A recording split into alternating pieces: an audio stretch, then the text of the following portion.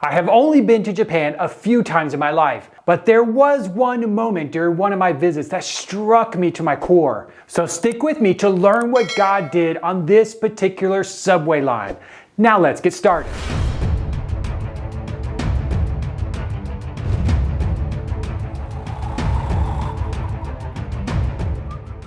As you watch, think about people who need to hear this message, and then share this video with them at the very end. In 2001, I found myself in Yokohama with some friends. We were on a mission trip. They went off to do something while I traveled with our host to meet with some local pastors. It was lunchtime, so we decided to head to lunch and go to the Hard Rock Cafe. To get there, we took the metro line, or subway line for you Americans. At one point, our train entered one of the darkest tunnels I've ever been in.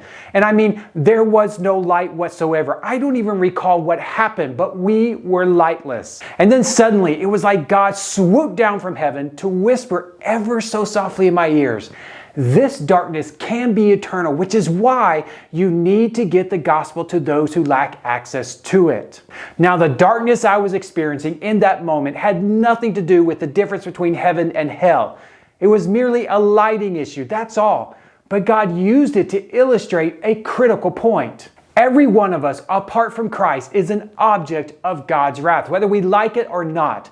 And the only chance we have for eternal salvation is through Jesus Christ. And that's it. There is no other avenue, no other religion, no other anything to reconcile you and I to God, our Creator, other than Jesus Christ. So in that moment, on that metro train, God allowed me to see what was probably the reality for the vast majority of people on that train. What they were heading toward: an eternal and never-ending darkness. An eternal separation from God with no chance to escape it unless we, the body of Christ, take the gospel to them.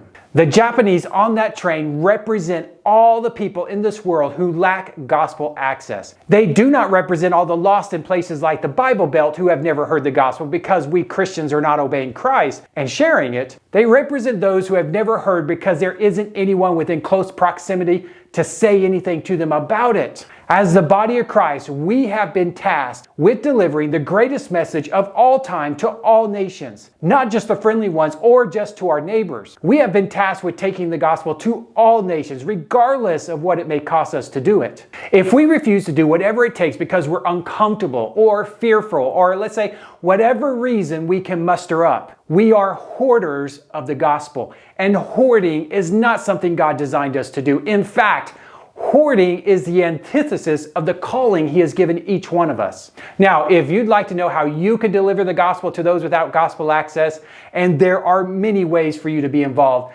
check out our show notes and connect with me because I would love to talk with you about it. And while you're at it, don't forget to subscribe to our channel and like and share this video.